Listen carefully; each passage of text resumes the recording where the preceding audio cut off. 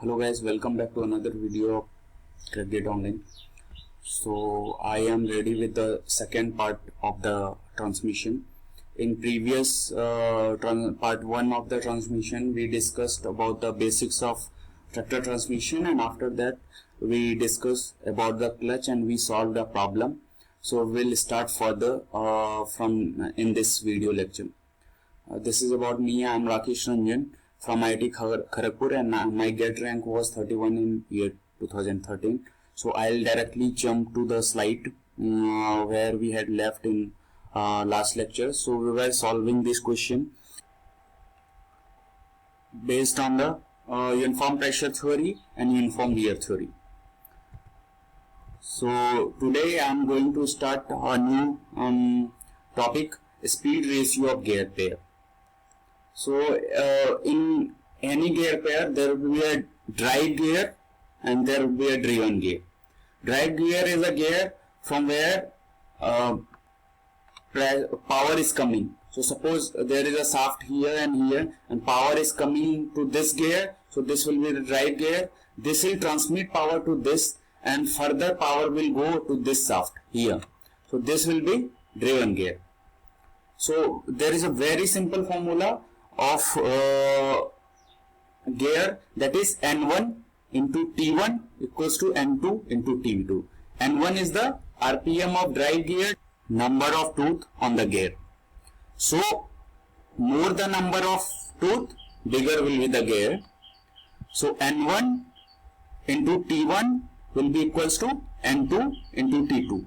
So if you will change the direction, finally speed ratio will come N1 upon N2, that is number of RPM of drive upon driven equals to T2 upon T1. So number of teeth on driven upon number of teeth on drive. So from there you will get speed ratio of any gear system. So from this formula you can we can notice here that suppose you are driving the bigger gear with help of a smaller gear, like in this case suppose this is drive and this is driven. So T2 is number of tooth here on driven is more. So suppose there is 60 tooth on this gear and 15 tooth on this gear. So what will happen, speed ratio will get is 60 upon 15, right? So 4. So speed ratio is 4. Speed ratio is 4 means your torque will be multiplied by 4 times.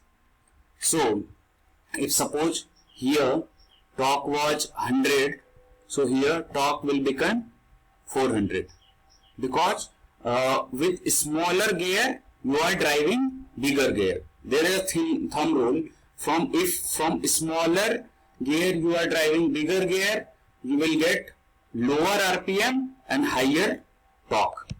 Okay, and vice versa. If with help of bigger gear you are driving smaller gear, you will get higher speed and lower torque.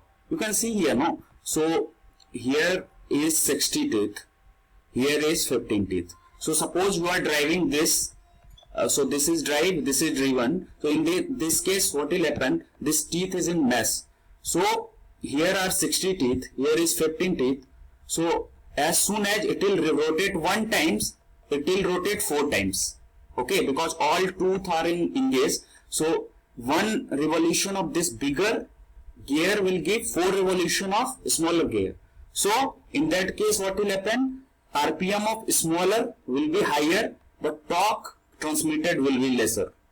So here 4 times of RPM we will get, but 1/4 of torque will be transmitted from here to here. So that is the basic funda of any gear pair. Here we can see, with this example we will see what is the case. So suppose this is the gear combination. Okay, here is 60 teeth, here is 15 teeth, again here is 60 teeth, and here is 15 teeth. Okay, so what will happen, suppose 1000 RPM we are giving as input RPM. So here from bigger we are driving smaller. So what will happen? From bigger to smaller, so RPM will go up. So here 1000 RPM is there. There is 60 teeth. This is 15 teeth. So speed ratio will be how much? 16 upon 50. So 4 times. So from here it will be 1000 RPM. Here it will become 4000 because 4 times incremental in speed. But if torque is 100 Newton meter here, it will become 25 Newton meter here because torque will reduce 4 times. So here we got 4000 RPM, right? Same, this bigger gear is connected with same, so its RPM will also 4000. Now with again bigger, you are driving smaller here, and again here 60 teeth and 15 teeth here. So again multiplication of 4 times will happen here. So 4000 RPM is here, it will become 16,000 RPM here. Okay, so here it was 1000 RPM, reaching here it will become 16,000 RPM. So simple funda of calculating it is multiply drive gears RPM. So N2 into N4. N2 is this, because this is drive, it become driven. Again this become drive for this, and this become driven. So these two are driven, these two are drive. So N2 into N4 into N3 into N5.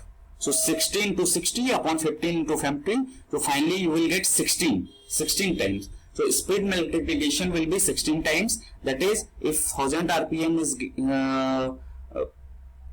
coming here, it will become 16,000 RPM. Suppose now you are reversing the RPM. So you are making it drive, so it will start from here. Now what will happen? With smaller gear, you are driving bigger gear. So if 1000 RPM will come here, it will reduce here by 4 times, because with 15 gear you are increasing, you are driving 16 gear tooth gear. So if 1000 is coming here, it will become 250 here, it will reach 250 same.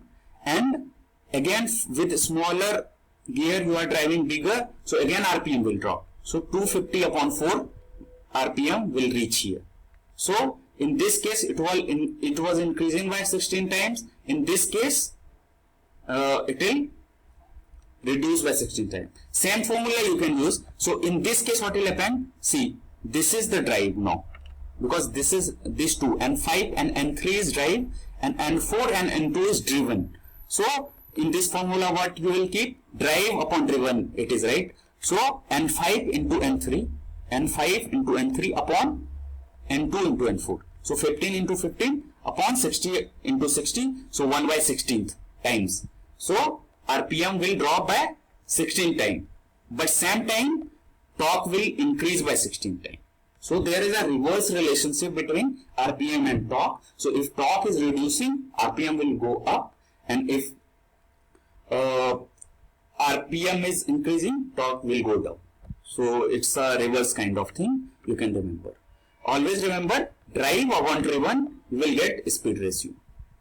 In case of RPM I am asking, if you are keeping the tooth, then in that case driven upon drive. Here you can see, no, number of teeth. So driven, number of driven teeth upon drive teeth will give speed ratio, and number of drive RPM of drive upon RPM of driven will give speed ratio.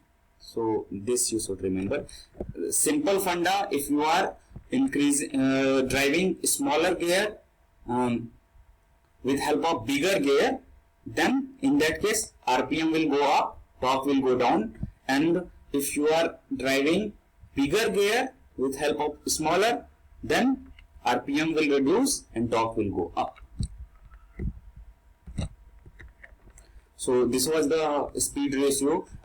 In GATE, many times this question was asked like this. They'll give the number of drive, number of tooth on drive and driven, and they'll ask how much RPM will reach finally onto the shaft.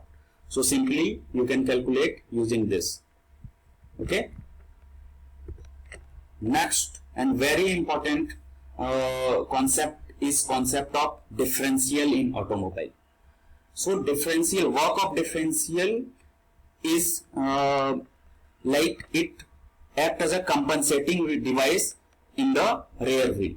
So here is the example. Suppose this is your vehicle turning path. Okay, so this is your rear wheel and this is your outer wheel. So this is inner, this is outer, and vehicle is taking a turn.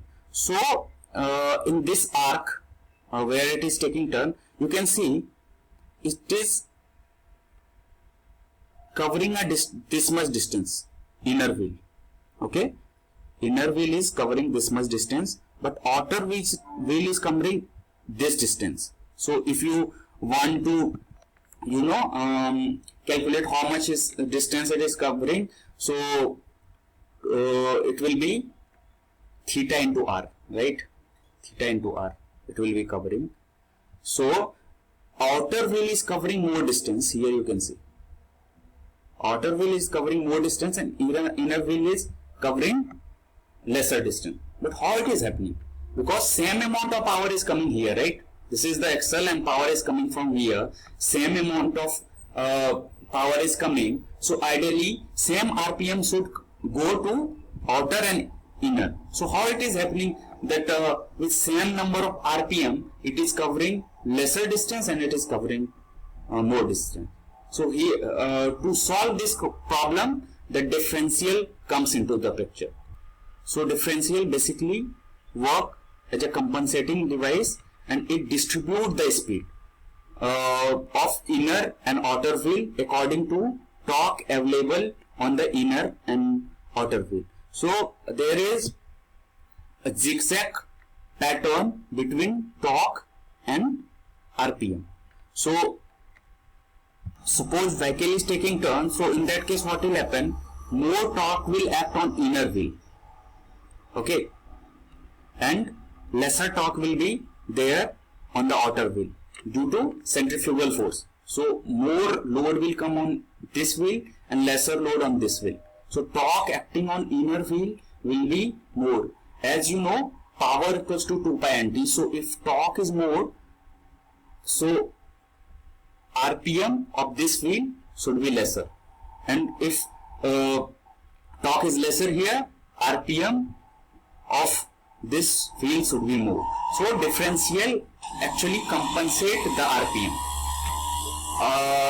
And number of RPM remains constant. So suppose 2000 RPM is coming on the differential. So I'll come to this picture. 2000 RPM is coming here, and if vehicle is going in straight direction, so what will happen? 1000 will come here, 1000 will come here, and both inner and outer wheel will take same RPM. But during turn what will happen? No? The RPM of inner wheel will decrease, and that decreased RPM will go to outer. So suppose there is difference, so 1000 was coming here, but during turning it might be the case that 600 RPM is coming here and 1400 is going there, but final number of RPM will remain same. So 1400 plus 600 will be 2000. So it will keep distributing the RPM of the engine. So that is the basic funda of differential. N1 plus N2 will remain constant in all case, but RPM may vary according to the torque coming on the wheel. There is very big concept involved in the differential, but I don't want to go deep into the its theoretical explanation, because we are more concerned about its numerical application. But if you want to get more deep information about it, you may leave the comment in the comment section, and I'll try to take a separate lecture on this differential concept. So with this I'll end this lecture here. In transmission part 3 lecture, I'll discuss about the planetary gears and we will solve some important numerical